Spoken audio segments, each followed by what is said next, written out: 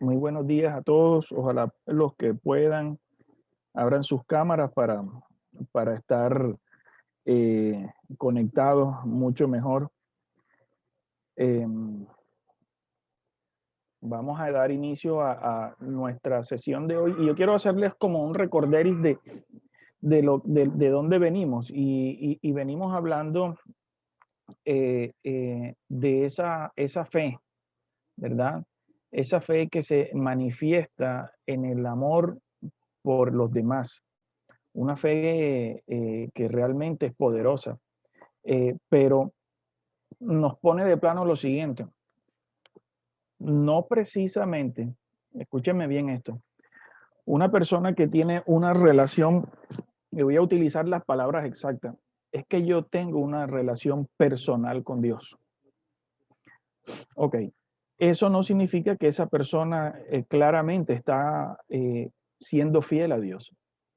Porque esta persona que está siendo fiel a Dios muchas veces dice esto para, dice, tengo una relación personal, dice esto es porque no quiere congregarse, porque rechaza la iglesia. Dice, no, es que yo no necesito ir a una iglesia para estar con Dios. Y en eso tiene razón, pero tampoco la tiene.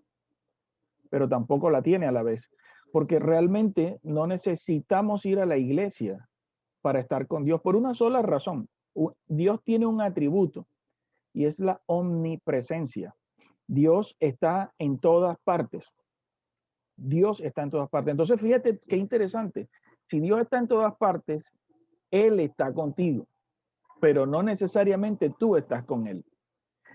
Y limitarnos nosotros a la razón de que yo tengo una relación personal con Dios, así que ya soy salvo y soy bueno, es tirar al piso la respuesta que Jesús le dio a los fariseos, a los saduceos y a los herodianos, que está escrita en Mateo 22 del 34 al 40, cuando ellos le preguntan, ¿y cuál es el mandamiento más importante? Y Jesús les dice a ellos, amarás a Dios con todo tu ser.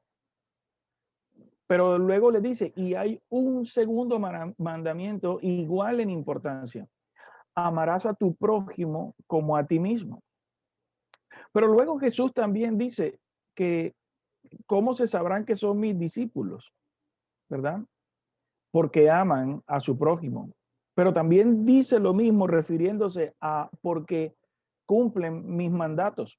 Es más, Jesús es más contundente todavía y dice, me llaman Señor, Señor, y no hacen lo que les digo. Mira qué fuerte Jesús en mostrarnos a nosotros lo que significa el evangelio. Y de entrada lo que te estoy diciendo, la fe que se expresa en amor es sacrificio. Porque no es en amor que, ay, hay una persona necesitada, vamos a darle dinero. Ok, pero ¿con qué fin lo estás haciendo? ¿Estás dándole el dinero solo porque, bueno, vamos a darle y vamos a ayudarla? ¿O porque amas a tu prójimo? Y si no tienes dinero, ¿qué le darías? Porque aquella mujer que no tenía nada que darle, solamente el perfume más caro de la época, lo derramó en Jesús. Eso era todo lo que tenía. Y los discípulos le decían, pero tú estás loca, ¿qué estás haciendo? Y Jesús le dice, es que ella está dando todo de ella. ¿Y ustedes qué? La están criticando. Mis queridos hermanos, el evangelio es sacrificio. El evangelio es sacrificio. Hay muchas personas que no se sacrifican porque no han entendido la dimensión del mensaje de la cruz, de las buenas noticias.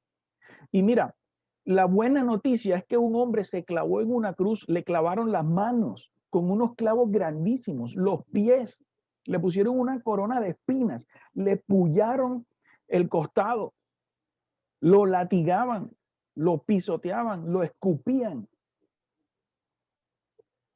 Pero nosotros muchas veces, y esto es bueno que lo veamos, hermanos, en perspectiva, ¿qué sacrificio de vida nosotros estamos dando para mostrar cuán grande es Cristo en mi corazón? Es decir, cuánto le amo yo, porque Él me ama aún mucho más que yo, a pesar de mi corazón retorcido. Y encontramos muchas excusas, la timidez, las ocupaciones, y no sé qué otras excusas habrán escuchado ustedes. Es que tengo mucho trabajo, ¿ven? Es que los niños, es que el perro, es que el gato. Hay muchas excusas. Y esas excusas nos ponen a nosotros delante de Jesús en vergüenza, porque Él no tuvo ninguna excusa para colgarse en un madero y ser destrozado, realmente por culpa nuestra, pero principalmente por el amor de Dios hacia nosotros. Hermanos, el Evangelio es un desafío grandísimo. Y quiero mostrarles esta presentación y vamos caminando en ella. El Evangelio cambia todo. Yo creo que en esta iglesia ustedes han escuchado este mensaje 500,000 veces. El Evangelio cambia todo, el Evangelio cambia todo, el Evangelio cambia todo. Cada vez que estamos en una predicación, en un mensaje, decimos el Evangelio cambia todo. Entonces, ¿qué has aprendido tú hasta ahora? A ver, ¿quién me quiere compartir? Hasta el día de hoy en esta escuela, ¿qué ha sido el mensaje que más ha resonado en tu corazón? Porque esta es una escuela de discípulos, no un discipulado, no. El discipulado es personal, es uno a uno. El discipulado lo hacemos en la comunidad, en las comunidades de gracia. La escuela de discípulos es una escuela de entrenamiento para aquellos que en su corazón reconocen que estamos siendo llamados a ser discípulos. ¿Qué han aprendido hasta ahora? ¿Qué quieren compartir? Rapidito.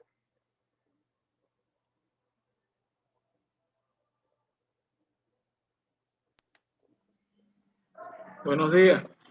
Buenos días, Samir, adelante. Bueno, pastor, algo que yo he aprendido que no sabía es que Dios desde el principio tenía un plan de salvación para todos nosotros, de vida eterna, y que nosotros con lo que hacíamos nunca lo íbamos a poder llegar a eso. Y Él envió a su Hijo para que nos justificara ante Él y así poder ser salvos eternamente. Amén, mi hermano. Amén. Es decir, has entendido ese panorama de la salvación. ¿Qué más? ¿Qué más? ¿Qué más han aprendido, Mónica? Buenos días, pastor. Buenos ¿Cómo días. está? Muy bien, gracias. Pastor, está hablando otra persona. No, tú. Bueno, pastor, yo pues he aprendido bastante, he aprendido acerca del plan de salvación que no conocía. He aprendido también que debemos predicar las buenas nuevas, que es el Evangelio. Eso también, pues, me ha recalcado bastante la iglesia, pues siempre estar predicando el Evangelio, y que el Evangelio no es solo predicarlo, yo llevando pues una Biblia, sino con mis acciones. ¿Sí me explico? Es decir, que se ven mis acciones el predicar. Bueno, también lo que comentó Sammy, que a través de la cruz Dios nos justificó para el plan de santidad y así poder tener salvación y vida eterna, que realmente no debemos fijar nuestras cosas a este mundo terrenal, Amén. sino que realmente vivir en un mundo donde podamos llegar a la salvación. No tenía ese conocimiento, sino que, bueno, como venía de unas creencias diferentes, pensé de que bueno, que realmente eso sí se hacía a través de los familiares, ya después se encargaban de toda esa parte, de las misas, de todas esas cosas, para que, bueno, el alma de uno descansara en paz y todo eso. Claro. Entonces, pues eso me ha ayudado bastante, porque uno sabe que desde aquí, desde la tierra, tiene que tomar acciones diferentes y vivir pues bajo la voluntad de Dios. Amén, que amén. He aprendido que la voluntad de Dios es buena, agradable y perfecta, aunque en su momento no lo entendamos y pasemos por duras pruebas. Dios, así como nos coloca en las pruebas, Él tiene un propósito con cada uno y ya sabe realmente, o sea, desde antes de nosotros nacer, ya sabía ¿cómo le explico? O sea, desde antes de nacer cada uno ya nos conocía perfectamente, Así es. sabía por todas las cosas que íbamos a pasar. Así es. Y que Bueno, aunque vamos a dejarlo ahí para ser breves y darle participación a los demás, porque mira nada más esta entrada lo que nos ha mostrado. O sea, cómo se están acercando al entendimiento del plan de salvación del Señor. Claramente hay que ir afinando cosas porque, especialmente en la salvación, que es un misterio importante, porque finalmente usted se da cuenta que somos salvos porque Dios así lo ha decidido. Y esto es muy lindo. Ahora, de esos aprendizajes, yo les hago ahora una pregunta. ¿Qué sentido tiene conocer a Cristo? ¿Quién participa aquí? Por ejemplo, Leonardo, Jamie, Jennifer, buenos días. Margarita, buenos días. Leo, Leisa. Muy breves, sean breves, puntuales. ¿Qué sentido Bueno, tiene? conocer a Cristo tiene la gran importancia de que no estemos en este mundo sin ningún norte, de que no partamos a la presencia de Dios o que no partamos de este mundo vacíos, huecos, sin nada que llevarnos y sin nada que dejar a los que están al lado de uno. Entonces, conocer a Dios es vivir, es Okay. vivir completamente lleno, no tener eso, no tener como huecos y vacíos, como no andar en la vida por Excelente. andar, sino de verdad estar conformado en una estructura bonita y disciplinada, así como le gusta a Dios. O sea, le da sentido. Le da sentido, un sentido de una vida que lo agrada. ¿Qué más, Leisa? Bueno, pastor, bueno, he aprendido que gracias al sacrificio de Jesús en la cruz, pues soy salva. Y no Amén. es por mis obras que puedo alcanzar la salvación. Entonces, entendiendo esto, debo saber que mi misión es predicar el evangelio Amén. y proclamar como las buenas nuevas de Jesús, las buenas nuevas de salvación. Amén, amén, así es, así es.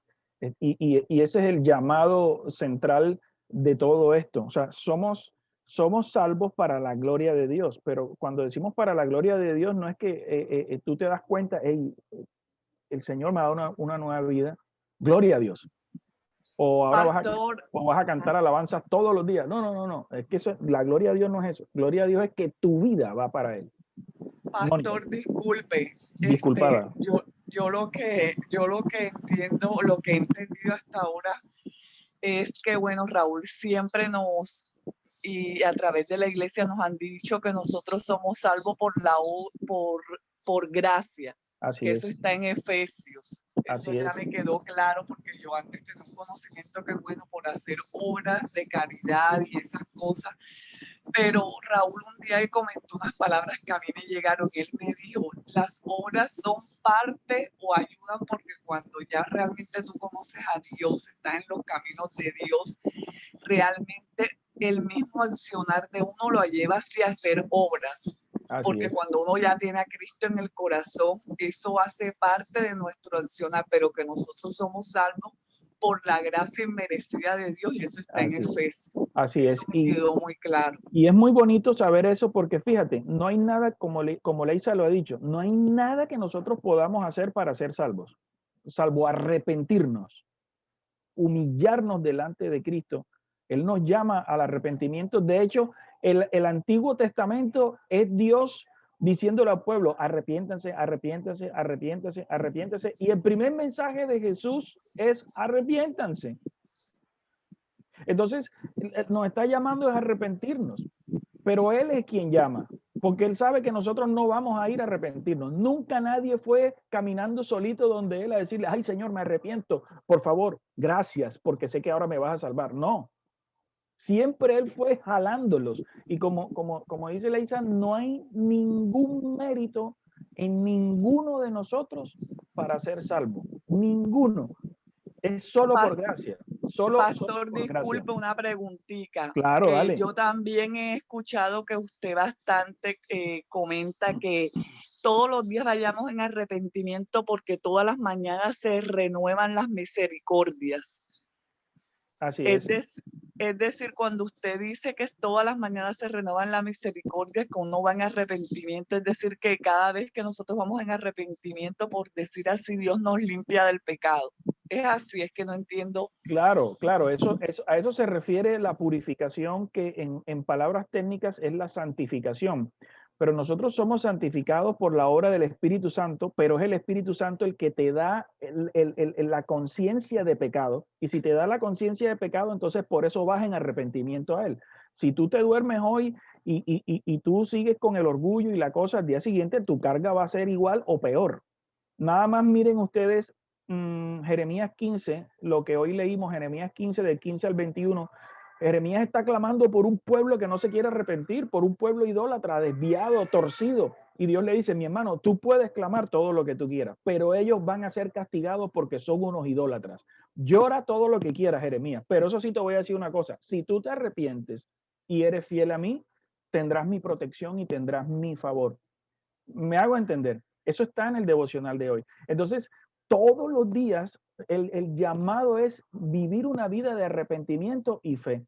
En otras palabras, una vida consciente de nuestro pecado, de la lucha de la carne con el espíritu, para poder vivir nosotros en el espíritu y no en la carne.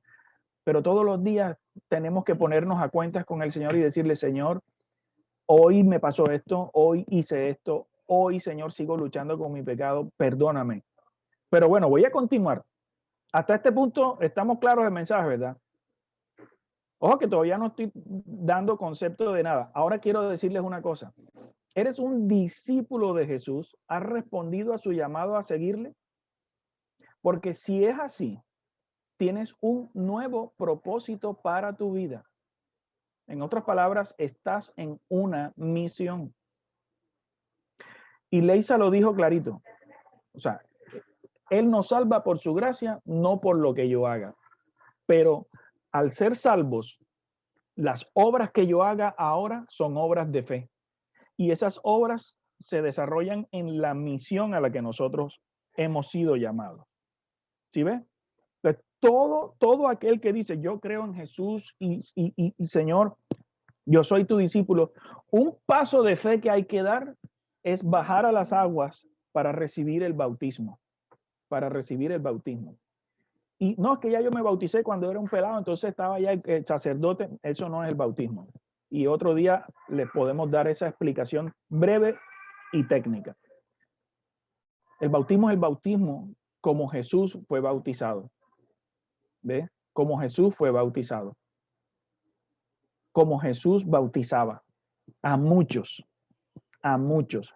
Entonces estamos en una misión. ¿Y sabes cuál es la misión? Estamos llamados a cambiar el mundo. Aunque tú no lo creas, estamos llamados a cambiar el mundo. Esto no es una cosa que de Pinky y cerebro. No, vamos a conquistar el mundo. No. Todos los creyentes fieles estamos llamados a cambiar el mundo. Y quiero que sepas una cosa. Rendiremos cuenta por nuestro trabajo. Rendiremos cuenta ante Dios por lo que hemos hecho y por lo que hemos dejado de hacer. Y eso no significa que vamos a perder la salvación, pero sí hay un lugar para aquellos que no han sido fieles al Señor. No es el infierno tampoco, ni es el purgatorio, porque el purgatorio no existe, así que eso elimínenlo. ¿Ok? Ahora, hay dos formas importantes en las que cuando somos discípulos podemos ser parte de la misión de Jesús. La primera forma es esta. Mírela bien, ahí se la puse en negrita. Aprendiendo a llevar todas las cosas de tu vida bajo el señorío de Jesús, bajo su soberanía. ¿Ve? Que Él tenga en control. Aprendiendo a llevar todas las cosas bajo el control de Jesús. Y eso implica que nosotros desarrollemos una visión del mundo, de la vida, pero desde los ojos de Dios, desde la perspectiva de Cristo. Y eso significa que no solamente veamos las cosas de esa manera, sino que vivamos de esa manera. Es claro, ¿verdad? Entonces, ese es la primera de las dos formas centrales. Una segunda es participando, ojo, en la gran comisión. Es decir, el mandato de Jesús de ir y hacer discípulos en todas las naciones. Y cuando uno lee esto, nosotros tenemos la tendencia a pensar, claro, es que, ¿cómo hago discípulos en otras naciones si a duras penas puedo ir a Barranquilla? Imagínate, ¿cómo voy a ir yo a otra nación? No. Cuando habla de las naciones, incluso se refiere a tu familia, a tu barrio, a tu ciudad, a tu país, a tu región. A eso es a lo que se está refiriendo cuando habla de ese mandato de Jesús a ser discípulo en todas las naciones. Y por supuesto, tú puedes ser enviado a otros países, a Turquía, puedes ser enviado a Afganistán, a Albania, puede ser enviado a la India, puede ser enviado a esos países en los que hay que seguir trabajando, incluso en América Latina. En América Latina. ¿Ven? En América Latina. Entonces, estas dos formas de hacer, de vivir la misión de Dios son centrales en nuestra vida. La primera es sujétate al Señor y vive como Él quiere que tú vivas. Y la segunda es, además, vayan y hagan discípulos. Ahora bien, la segunda la vamos a ver al final de la escuela, vamos a mirar eso al final, pero vamos a ver la primera. ¿Cómo aprender a vivir bajo el señorío de Jesús, bajo el reinado de Jesús? Miren lo que dice Romanos 12, del 1 al 2. ¿Quién lo lee, por favor? ¿Quién quiere leerlo? Romanos 12, 1, 2. Yo lo leo, pastor. Adelante, adelante, Pablo. Por lo tanto, hermanos, tomando en cuenta la misericordia de Dios, les ruego que cada uno de ustedes, en adoración espiritual, ofrezca su cuerpo como sacrificio vivo, santo y agradable a Dios. No se amolden al mundo actual, sino sean transformados mediante la renovación de su mente. Así podrán comprobar cuál es la voluntad de Dios, buena, agradable y perfecta. Perfecto. Si nosotros hacemos un análisis rapidito y breve de esto, empecemos de atrás para adelante. La única manera de saber cuál es la voluntad de Dios es que nuestra mente sea transformada. Pero nuestra mente va a ser transformada si nosotros nos sacrificamos. Es claro eso, ¿verdad? O sea, de atrás para adelante, no, o sea, es decir, no vamos a ir del versículo 2 hacia el 1. La única manera, escúchelo bien, la única manera de conocer la voluntad de Dios, ¿verdad? Es que nuestra mente sea transformada, sea renovada, es decir, una nueva mente. Pero, para que esto ocurra, necesitamos ofrecernos como sacrificio vivo, santo y agradable a Dios. ¿Sí se está dando cuenta la instrucción que Pablo está dando aquí? En otras palabras, si tú esto no lo haces, entonces tú no vas a conocer la voluntad de Dios, no la vas a entender. Y esto que está aquí es lo que coloquialmente llamamos desarrollar una mente bíblica. Desarrollar una mente bíblica. Léalo bien. Esto que está aquí es desarrollar una mente bíblica. Porque la única manera en que nuestra mente va a ser transformada, renovada, es a través de nuestra relación con Dios en las Escrituras. ¿Sí es claro esto? Muy bien. Entonces, miren lo siguiente. No solo se trata entonces de cambiar nuestro corazón, sino ofrecernos como sacrificios vivos. Es decir, es muchísimo más profundo en la renovación de nuestra mente. Entonces, si tú eres una persona que dice, siempre te justificas diciendo, es que yo soy así, es que Dios me creó así, eso es mentira. Dios te creó perfecto, pero la mancha del pecado te tiene así amargado, te tiene así con huraño, eres una persona incluso muy poco asertiva, muy poco empática con los sentimientos de los demás, eres una persona que señala, eres una persona que justifica todo eso diciendo yo soy así. No estás sacrificando nada. Porque si tú lo sacrificas, te duele tirar a la basura el yo soy así.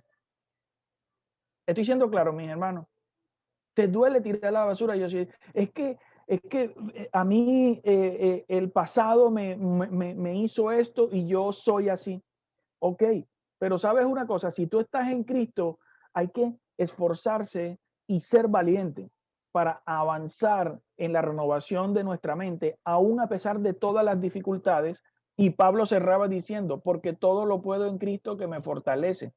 Porque Pablo sabía que no era por sus fuerzas, sino por la fuerza de Cristo. Y esto no significa que vamos a poder hacer todo lo que queramos, no. Esto significa que vamos a poder soportar las cosas de esta vida, ¿ve? Porque todo lo podemos en Cristo, quien es nuestra fortaleza. Entonces se trata de renovar nuestra mente. Número uno, que comencemos a ver las cosas, la vida y el mundo a la manera de Jesús, de una manera diferente. Es decir, ya tú no vas a ver a las autoridades solo desde tu perspectiva personal, de tu análisis político profesional, que es muy bueno, pero sino también a la manera de Jesús, una mente bíblica. Tú vas a entender el manejo de tus relaciones con los demás desde una perspectiva bíblica. ¿Ves? Un segundo aspecto es desarrollar la cosmovisión bíblica o cosmovisión cristiana. Y aquí les estoy dando un concepto teológico, una cosmovisión bíblica o cosmovisión cristiana. Cosmovisión, que es cosmo, mundo, visión, visión. Bien, entonces la visión del mundo. ¿Ve? Nuestra perspectiva de la vida, nuestra perspectiva del universo, nuestra perspectiva de todo, eso es cosmovisión. O sea, les estoy resumiendo un concepto filosófico, de hecho, la cosmovisión. Pero una cosmovisión bíblica o cristiana se da solo cuando sacrificamos nuestra vida y somos alimentados por el Señor. ¿Y esto cómo lo hacemos? Véalo, leyendo y estudiando la Biblia. ¿Esto qué significa? Hay gente que lee la Biblia y hay gente que se ha leído la Biblia completa más de 100 veces, pero eso no significa de que esa persona tenga una mente bíblica. Eso significa que esa persona está llena de información bíblica, porque muy probablemente se la sabe de memoria y la puede recitar, pero no sabe cómo un libro se conecta con otro, no sabe cómo la historia de las escrituras está conectada, no entiende la narrativa del evangelio. Entonces, una cosmovisión bíblica se desarrolla leyendo y estudiando la Biblia. Y eso era lo que hacía la gente en Berea, Hechos capítulo 17, versículos 10 al 12. ¿De? La gente en Berea. Ellos escudriñaban las escrituras, es decir, iban a lo más profundo. Cuando incluso en el Antiguo Testamento el Señor le está diciendo a Josué, no te apartes de este libro de instrucciones, medítalo de día y de noche y cúmplelo a pie de la letra, medítalo. O sea, no le está diciendo, léelo, léelo. Entonces hay gente que dice, no, uy, pastor, hoy leí una cosa y eso me cayó. No, es que no, créeme una cosa, desde la primera palabra de la Biblia hasta la última del Apocalipsis te cae. Te cae. Quiero que lo tengas claro. Todo te cae. Ahora, que hay días que el Señor te va a responder, sí, pero no es así. Es porque tú tienes comunión con el Señor, es porque tú estás orando, es porque estás poniendo en sus manos unas intenciones, es porque tú le estás diciendo, Señor, muéstrame. Y como tienes comunión con Él, estás meditando en las escrituras, estás estudiando lo que está ahí, Él te lo va a mostrar. Él te lo va a mostrar. Dios responde, no como queremos, sino como su voluntad, que es buena, agradable y perfecta, lo muestra. El problema que existe entonces en nuestra sociedad, fíjense, es que la gente dice creer en Dios, pero no lo conoce, porque no saben leer la Biblia o no la leen. Por eso la visión que estas personas tienen es de un Dios que han creado a su manera y por eso viven la vida a su manera. ¿Ves? Entonces la gente dice, no, es que Dios, ¿cuál Dios? Si tú no lees la Biblia. Un día me encontré con una persona que me dijo, Dios me está llamando y siento ese llamado muy fuerte. Yo le digo, hermano, qué bonito, ¿qué te ha mostrado el Señor? ¿Cómo así que me ha mostrado? Sí, que has estado estudiando en tus escrituras, que estás haciendo en tu tiempo de crecimiento devocional. Y me dice, hermano, yo tengo que confesarte que yo la verdad es que la Biblia no la leo. Yo, mi hermano, tú no tienes ni idea de lo que me estás diciendo. Dios no te está llamando. Tú eres mi amigo, te quiero mucho, pero Dios no te está llamando. Yo lo que te está llamando es a que te arrepientas y te leas la Biblia. A eso es a lo que de verdad te está llamando. Y quizás te ha puesto delante de mí que eres mi amigo y sabes que soy ácido en algunos momentos para decirte esto. pero es un peligro decir que Dios me está llamando cuando tú ni siquiera estás hablando con Él. No es que yo oro todos los días. ¿Y a quién le oras? Si tú no conoces a Dios, tú no conoces las Escrituras, hermano. ¿A quién le estás orando? Entonces están orándole a un Dios. Es como si cuando tú vas a la iglesia y tú te sientas a ver lo que el pastor dice y ya tú no tienes relación con Dios a través de las Escrituras, es como si tú te sentaras a ver una película en Netflix, como si te sentaras a ver una telenovela. O sea, tú estás viendo lo que te están contando, pero tú no estás teniendo una relación con la historia real. ¿Ves? Y eso, y es fácil de esa manera que nos llenen de mentiras y seamos lastimados, mis queridos amigos, desafortunadamente. Por favor, los que puedan abrir sus cámaras, ábranlas, se los agradezco inmensamente. Se los agradezco con todo mi corazón para sentir que estamos juntos. De verdad que se los pido. Es una petición, es un ruego para ustedes. Créanme. No importa que estén pelucados, no importa lo que sea, no me importa. Estamos juntos, somos seres humanos, personas. Dios ha dispuesto esto, por favor. Entonces, miren este problema. Necesitamos desarrollar una visión del mundo desde las Escrituras. Y eso nos va a llevar a desarrollar una nueva manera de ver y voy a ser puntual aquí. Desde Romanos, aquí les tengo los versículos para que ustedes posteriormente los estudien. Si quieres, tómenle un pantallazo. El libro de Romanos, ¿qué pasa en Roma? Mira, Roma tiene un gobierno bien desviado, torcido, lleno de cualquier cantidad de corrupción, pero también de una cantidad de reglas bien estrictas para aquellos que no los dejan avanzar como quieren avanzar en sus dinámicas de gobierno. Número uno. Número dos, la sociedad en Roma estaba llena de cualquier cantidad de desviaciones sexuales, cualquier cantidad de idolatrías. Y una cantidad de prácticas sociales muy pervertidas, déjenme decirle. Había sectores conservadores, pero había otros sectores que, mejor dicho, la mayoría era un desastre, era Sodoma y Gomorra, pero en la modernidad de la época. Roma era un desastre sociopolítico, cultural, y en términos espirituales había un sincretismo increíble, o sea, era una cantidad de dioses y de cosas construidas de una manera impresionante. O sea, ellos que de repente se podían inventar alguna cosa y sacaban dioses Ahora, la arquitectura es exquisita, la cultura exquisita desde el punto de vista de la antropología cultural, pero espiritualmente un completo desastre. Y fíjate, el cristianismo empieza a impactar en Roma y una de las evidencias del cristianismo en Roma es la tendencia a entender el valor del matrimonio, de la monogamia y romper con la poligamia. Eso empieza en Roma. ¿Y sabes por qué empieza en Roma? Por el cristianismo, por el trabajo que el apóstol Pablo hizo. Entonces, cuando usted quiera buscar las leyes, ¿cuál fue la naturaleza que intervino en la reconfiguración del derecho natural? Fue el cristianismo, fue la palabra de Dios. Ahí empieza todo a tomar una nueva forma. A pesar de que el mundo sigue siendo caído, el cristianismo puede cambiarlo todo. Por eso, una cosmovisión bíblica nos dice que en primer lugar tenemos que someternos a las autoridades. Y puede que las autoridades no nos gusten, mis queridos hermanos. Puede que las autoridades que nosotros tenemos, digamos, no, estos manes están torcidos, esto es un desastre, ¿qué vamos a hacer? Pues mira, veamos este pasaje de Romanos, cuando ustedes lo lean, a entender que independientemente de que tengamos allí unos gobernantes malos, el principal gobernante de todo es Dios. Él gobierna todo el mundo. Y él utiliza esos gobernantes malos allí para que el pueblo se pellizque. En una ciudad como la nuestra, en los últimos años, el pueblo nada que se pellizca y nada que se pellizca y nada que se pellizca, y cuidado, nos va a pasar como a Nínive, que fue destruida completamente. Fue destruida completamente. Cuidado y nos va a pasar. Y miren que nos ha venido pasando. ¿Ve? Eso ocurre. O sea, no es que ese hombre no es de Dios. Claramente él no es de Dios, pero está ahí porque Dios así lo ha permitido. ¿Ven? ¿Qué hace el pueblo creyente? ¿Qué hace el pueblo cristiano? ¿Cuántos cristianos hay en Cartagena y la ciudad sigue siendo una ciudad torcida, corrupta? Entonces quiere decir que el cristianismo no se está aplicando a la vida diaria.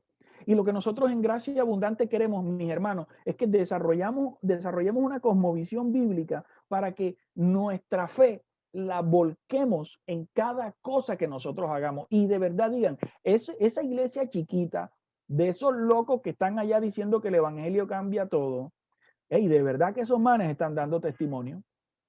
De verdad que esa gente se está esforzando, a pesar de que son pecadores como nosotros, pero ellos se están esforzando por ser ciudadanos de bien, por someterse a las autoridades, por elegir bien, por respetar a la policía, por respetar a las autoridades. Y aquí tenemos a Samir. Samir es un hombre llamado a la vida militar, a poner el pellejo por nosotros. Hay que quitarse el sombrero y decirle, mi hermano, Dios te bendiga. Gracias por entregar tu vida. Y no es porque les paguen 100 millones de pesos mensuales. No, es porque aman la patria. Otra cosa, no tengas deudas pendientes con nadie. Ahora, hoy día es difícil porque en medio del coronavirus los bancos nos engraparon a todos. Entonces, ¿qué vamos a hacer? Ok, Dios nos enseña a administrar las finanzas.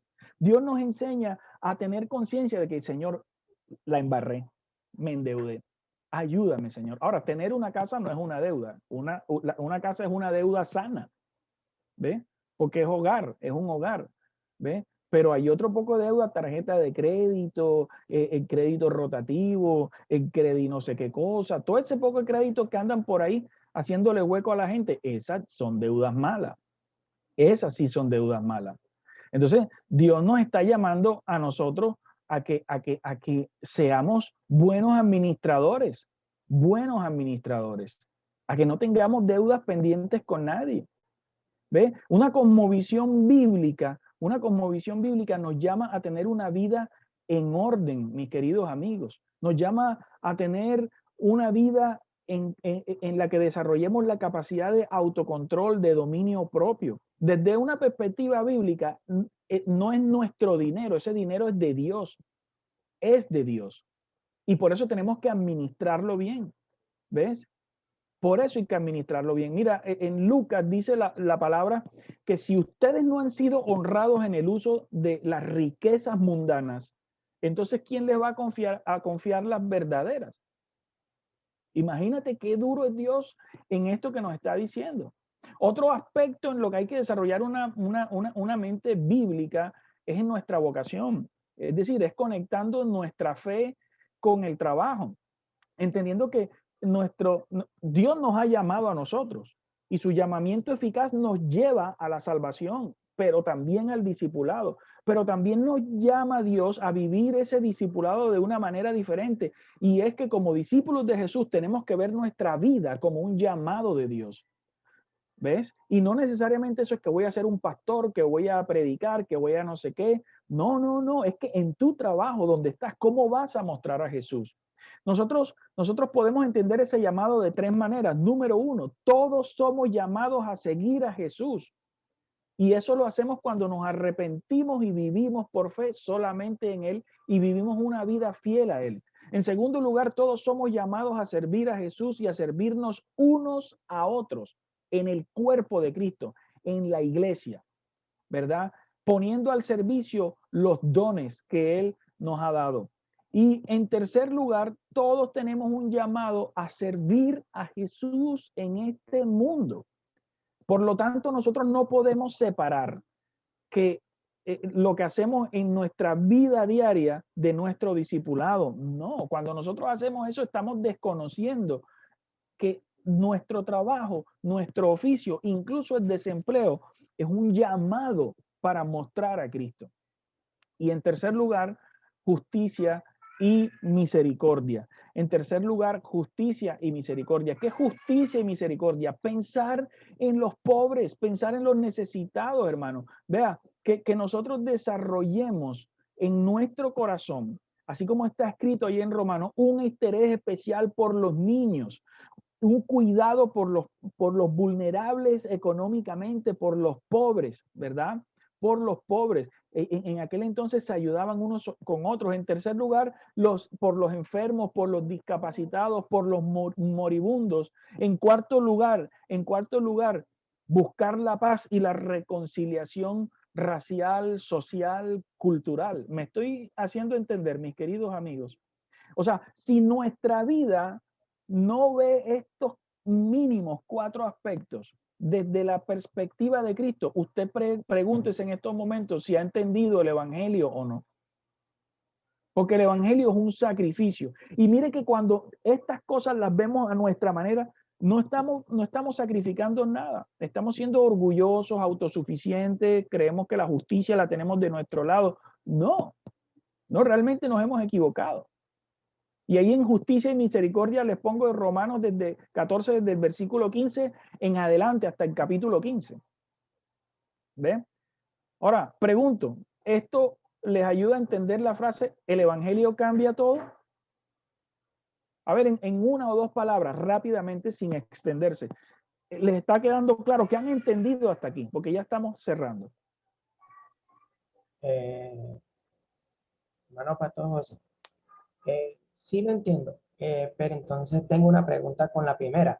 Dale. La anterior filigrana de hacer, ¿cómo es? Someterse al gobierno, Sí. a las entidades, ¿sí? Entonces, pienso yo que, bueno, yo los obedezco, siento, mientras que esté fuera de las puertas de la iglesia. Obedezco como cuando dice el pasaje de obedecer a sus amos terrenales, ¿sí? Obedezco. Pero lo que yo pienso es que, no sé, esta es la parte crucial de que adentro de después de cuando uno entra a la congregación, después de pasar esa puerta, ahí no debería mandar gobierno, sino quien manda ahí es el Señor, ¿sí? Por la parte espiritual, ¿sí? Entonces yo veo esto, digamos, no, que cuando se reúne dentro de una congregación, tiene que hacer esto, están poniendo así, el gobierno pone reglas de cómo debe mantenerse una persona, la vida cristiana, inclusive está diciendo, para mí, yo siento que estuvieran como que metiéndose en el corral que no le pertenece, ¿sí? Diciendo cómo tenemos que llevar nuestra vida, mantener digamos, las normas de esa salubridad, que por lo menos yo vivo en fe, ¿sí? Y yo, me pueden decir que póngase tabaco y digo, eso no sirve de nada porque un virus mucho más denso que un tapaboca, eso no te lo va a evitar. Yo camino en fe y lo único que digo, haga su voluntad. Si el día que me enferme yo de COVID, su voluntad será, yo me mantendré firme y haciendo las cosas correctas. Pero entonces tengo con muchos compañeros, digo, no, para que sé que también hay que obedecer y hay que obedecerlo dentro de la congregación, pero digo, para mí una congregación, un lugar donde se reúnen hermanos, ¿sí? Y es solamente para expresar su amor a Dios, para expresar sus sentimientos, para tener la comunión, ese abrazo, que se exprese el Espíritu Santo ahí dentro de ese lugar. Y no debería ser que no, por ejemplo, que he visto reglas que dicen que no se pueden arrodillarse, no pueden clamar, orar en el altar, sí, muchas cosas, y entonces ahí entro en esa controversia. Entonces, debo tapar mi boca, debo censurar mi experiencia con el Espíritu, porque hay una regla secular. Bien, eso es un buen punto, eso es un buen punto, y bíblicamente está contestado en las cartas de Pedro, bíblicamente está contestado en las cartas de Pedro, pero si tú lo llevas a la expresión en la iglesia, las reglas están descritas en Primera de Corintios 14, y ahí es donde nos está hablando del orden precisamente en el culto. Ahora bien, hay cosas que son abusivas. Los fariseos decían, nosotros guardamos la ley y guardamos la ley porque la ley es Dios. Dios es la ley. Entonces, fíjate, o sea, ellos redujeron a Dios a la ley, una cosa que ellos podían controlar y que armaron cualquier cantidad. Ahora bien, hay unas normas de convivencia elementales. Hey, si hay que cuidarse, vamos a cuidarnos. ¿Por qué? Porque es amar al uno al otro. Pero si tú me dices, no, es que tú no puedes venir, obviamente, si tú te vas a acercar al Señor, hay que estar bien vestido, hay que estar, es decir, con la reverencia que Dios se merece, con la reverencia que Dios se merece. Pero una persona humilde que no tiene la manera, una persona de la calle, tú no le vas a decir, Señor, usted no puede entrar a esta iglesia porque usted viene en chancleta y es tan sucia y tiene, no, es una persona que hay que darle cabida. No sé si me hago entender. Es decir, ahí Todas esas son cosas que finalmente no están descritas en las escrituras. Pero ¿qué ocurre cuando los gobernantes se están saliendo de todo esto? Nosotros tenemos derecho a protestar. Es que los creyentes, los cristianos, tenemos derecho a la protesta. Pero nuestra protesta no puede ser igual a la protesta del mundo. Nuestra protesta tiene que ser guiada por la palabra de Dios. No es el tema, pero vale la pena que conversemos esta semana si tú quieres. Y si alguien más se quiere pegar ahí, podemos hablar esta semana o la que viene, porque no estoy seguro. Podemos organizarlo. Pero sí tenemos derecho a la protesta. Sí tenemos derecho a la protesta como cristianos. No es la protesta de tirar piedra, papas bombas, bombas molotov, ni nada de eso, ni tampoco la protesta de salir y despotricar y de insultar y todo lo que hemos visto. No. Es una protesta, y voy a utilizar una palabra coloquial, adulta, madura, con carácter. Porque finalmente por encima de nuestros gobernantes está Dios. Y eso es clave. Pero gracias por poner el punto sobre la mesa. Y sujetarse a las autoridades, sí, es necesario que lo hagamos. Es necesario que lo hagamos. Es necesario hacerlo. Pero hay que estar apercibidos de cuando hay una desviación de las escrituras. Y el libro que a todos nos da una guía para identificar quién se está torciendo y quién no, es Gálatas. Entonces, para que lo tengan ahí, estudien Gálatas y ahí se van a dar cuenta cuando se está torciendo la gente con respecto al evangelio. No sé si he sido claro para los demás en este momento. Bien. Entonces, el evangelio cambia todo, mis hermanos. Miren, quiero cerrar con esta frase del pastor Timothy Keller. ¿Quién la lee? Listo. El evangelio cambia todo. El evangelio no es el ABC, ABC del cristianismo, sino es la A la Z del cristianismo. No solo es la doctrina mínima que se requiere para la salvación, sino que en la base de toda la doctrina y el fin de la misma. Así es. El evangelio es el eje central en la rueda de la verdad.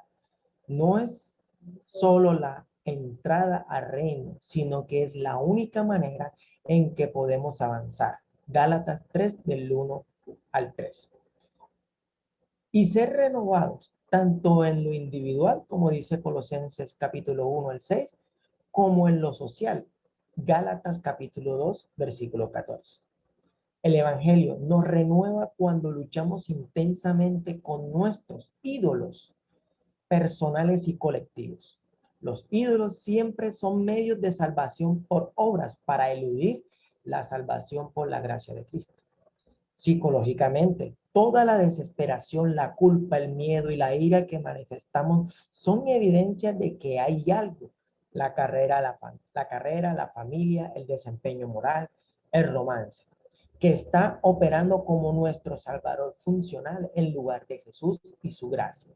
Psicológicamente, toda la injusticia, la violencia, la lucha, la dependencia, la intolerancia que manifestamos son evidencias de que hay algo, riquezas, raza, sangre, el Estado, la razón humana, que está operando como nuestro Salvador funcional en lugar de Jesús y su gracia. Amén. Gracias, mi hermano. Bueno, amigos, abran sus cámaras y ¿qué les dice todo esto? Acuérdense que hoy hemos hablado cómo el evangelio cambia todo a partir de nuestra forma de ver el mundo. ¿Qué les dice todo esto?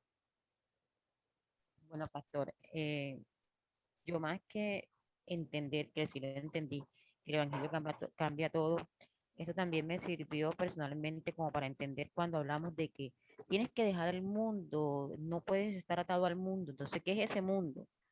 ¿Qué es ese mundo? Porque también a veces eso pasa, pues uno dice, bueno, pero ¿cómo vamos a dejar el mundo si estamos en el mundo?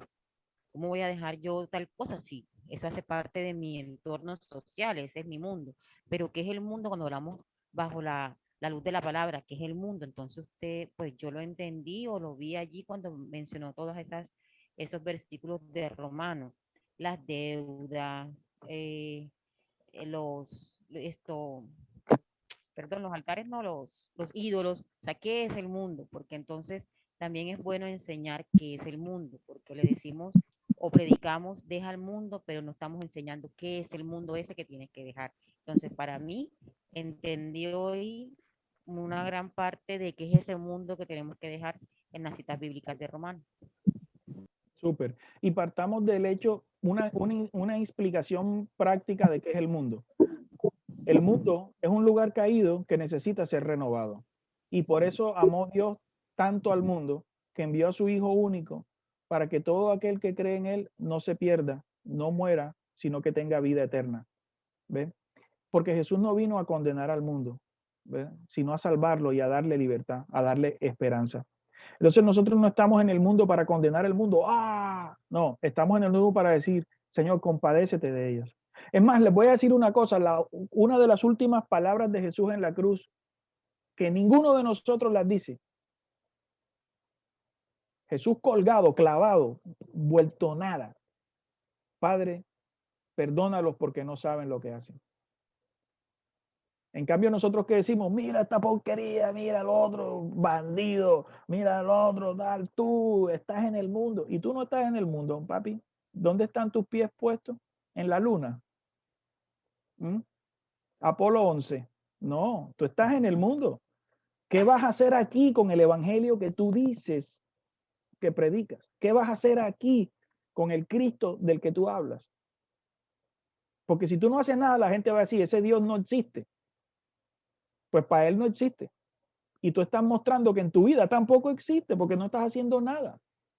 ¿A quién le estás mostrando con tu testimonio, con tu manera de tratar a los otros, con tu manera de resolver conflictos, con tu manera de tratar a tu esposo, a tu esposa, de educar a tus hijos, con la manera de administrar tu dinero, con la manera de administrar la comida en tu casa, con la manera de administrar tu salud, tu cuidado, el autocuidado y el de los otros, con tu manera de entender que este mundo está caído y perdido y que necesita urgentemente un salvador de verdad, y ese es Jesucristo. Y que tú podrías mostrarlo solamente si tú abres tu corazón, no necesariamente tu Biblia. Biblia ábrela en tu casa, Biblia ábrela en la iglesia, Biblia ábrela en tu comunidad de gracia, en tu célula, tu comunidad misional, para que crezcas, pero para que lleves la palabra a otro en la práctica. Buen punto, Jamie. Excelente, excelente punto. ¿Qué más? A ver, quiero escucharle, mis queridos amigos.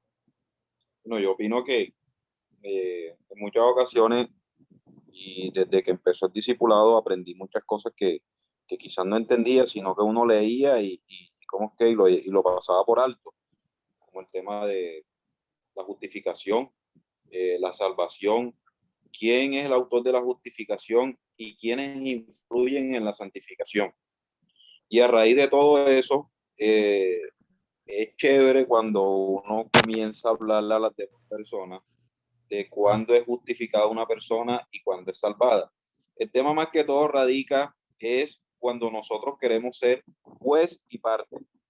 Entonces comenzamos a tratar de sobresalir de nuestro entorno cristiano por encima de los demás, cuando en realidad todos estamos en la misma piscina, sino que intentamos salir de ahí de una forma un poco más limpia y tratar de perseverar para no ahogarnos. Entonces, en vista de eso, lo que estábamos leyendo ahorita, nosotros desde el ámbito sociológico estamos rodeados de muchas ataduras, ya sea de temas de trabajo, de temas familiares, de temas de relaciones sentimentales, en fin, de tantas cosas que nos impide seguir adelante con un testimonio válido. No quiere decir que nosotros no podamos tener todo eso que tenemos, temas de trabajo, temas de relaciones, temas de sociales, en fin, sino que tenemos que ser medidos y darle siempre la reverencia que se merece nuestro Señor. Entonces, ¿qué pasa a veces? Que no sabemos distribuir nuestro tiempo, somos malos administradores en todo, porque a veces creemos que nada más administrar la plata o administrar negocios, tenemos que administrar nuestro tiempo, tenemos que administrar nuestro entorno, tenemos que administrar nuestros recursos para que de esa forma podamos agradar a Dios, porque es que a Dios no solamente lo agradamos con administrar X actividad, sino de manera integral, porque al principio del texto decía, no solamente podemos ver la Biblia como unos puntos de ABC, sino como un manual de la A a la Z, en donde todo lo que tengamos ahí tenemos que contrastarlo con nuestra vida. Correcto, así es. Indudablemente. Y eso que tú dices, el contrastarlo con nuestra vida nos pone en la realidad de que la Biblia es el espejo en el cual nosotros nos observamos para saber si de verdad estamos viviendo para Dios o no. Así que muy chévere eso que tú dices, Pablo, muy chévere. ¿Quién más? ¿Alguien más? ¿Qué ganaron con el tema de hoy, mis hermanos? ¿Qué ganaron? Hola. Hola, Leisa. Bueno, pastor, he entendido que somos de este mundo, sí es cierto, pero no andamos como este mundo. Nuestra Exactamente. visión o nuestra ciudadanía, para decirlo de esa manera, es espiritual. Entonces, sí estamos en esta tierra, debemos de mirar las cosas que se hacen en esta tierra, pero entonces en nosotros está mirar qué es lo que podemos y qué no podemos hacer. Correcto. Pero entonces mientras estemos en este mundo debemos someternos a este mundo en el sentido que no haya pecado en nuestro corazón. Es Porque correcto. ando en este mundo, ok, tengo que caminar estas calles, tengo que someterme a las leyes, tengo que someterme a todo, pero entonces yo debo entender cuándo es de Dios lo que está pasando y cuándo no es de Dios. No, yo soy cristiana porque ahí pues se tiende a pensar que hay muchas cosas que lo hablo en mi caso porque antes me enseñaban, no, que tú no puedes vestir de esta manera, que tú no puedes hacer de esta manera, que tú no puedes hacer esto, que no puedes entrar esto porque te estás contaminando, no, mientras estemos en este mundo hay contaminación. Depende de nosotros si queremos que esa contaminación toque nuestras vidas. Entonces, ahí es donde debemos andar en este mundo, pero que nuestra mente sea tener un agrado a Dios, agradar a Dios en nuestras cosas, pero debemos entender que mientras estemos en este mundo somos de aquí. Así es. Tal Como cual, dice tal el cual. dicho coloquial, juntos pero no revueltos. Exactamente. Y tenemos que ver el mundo con misericordia, porque es que a veces hay personas que han entendido esto de la siguiente manera. No, es que yo no me relaciono, no, sabes, relaciónate con esos que están en pecado para que tú les muestres el camino del arrepentimiento. ¿Sí? Pero Pastor, adelante, Mónica. no, disculpe, termine si quiere. ¿Cómo? No, que termine la idea, es que yo le quería comentar una cosita que me No, está dale, pasando. tranquila. Bueno, pastor, usted nos comentaba de que era algo cuando nos toca el Espíritu Santo. A raíz, bueno, que todos saben de la experiencia que yo pasé con Samir, muchísima gente me ha escrito que bueno, que realmente los ha tocado como pareja, que bueno, que realmente somos unos guerreros, que los ha llevado inclusive a buscar de Dios, porque bueno, conocían a Samir y han visto como la conversión, por decir, que ha tenido él. Pero yo siento que ellos dicen, pues, ¿cómo le diré? Bueno, sí, de que los inspiramos a buscar a Dios, a conocerlo, pero yo veo que las actitudes, ¿sí me entiende?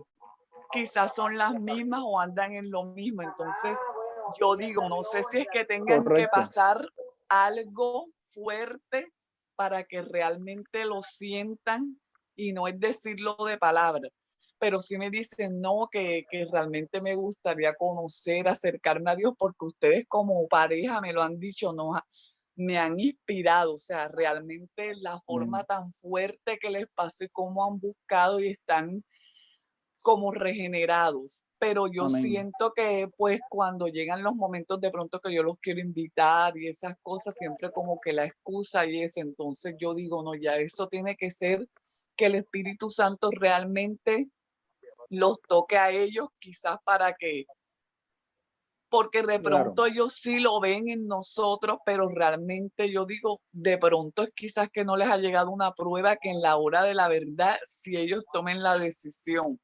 Sí, o sea, nos ven como ese ejemplo, pero No necesariamente una prueba. Sencillamente es la obra del Espíritu Santo. Y hay formas en que el Espíritu Santo obra en ese sentido. Lo que nosotros tenemos que hacer y estamos llamados a hacer es orar por esas personas. A veces nosotros generamos ruido cuando estamos detrás de alguien mostrándole, mira que el versículo, mira que esto dice, pero es que mira, la Biblia dice que fulanito de tal era esto, esto. No, eso no es la manera adecuada de abordarlo. La manera adecuada de hacerlo es orando por esas personas. Y si esa persona te da una oportunidad de que tú le compartas el mensaje, se lo compartes. No sé si me estoy haciendo entender. Si esa persona te da la oportunidad, lo hace, pero nunca podemos irnos predicándole a una persona porque es como si nosotros tuviéramos la razón y ella no, y al final la razón la tiene la palabra. No, una vez esa persona te dé la oportunidad, avanzamos, pero realmente lo que hay que hacer es orar por aquellos que nosotros anhelamos que su corazón busque al Señor, ¿vale? Bueno, pregunto, ¿cómo se sintieron con el tema? ¿Hubo ganancias? Sí, Sí, señor. Ok. Me alegra mucho, hermanos. Yo les voy a mandar la presentación en PDF para que la tengan y me voy a desconectar porque ya voy a entrar a la otra sala. ¿Ok? Dios les bendiga y los dejo con Raúl para el cierre y los espero en la sala del servicio.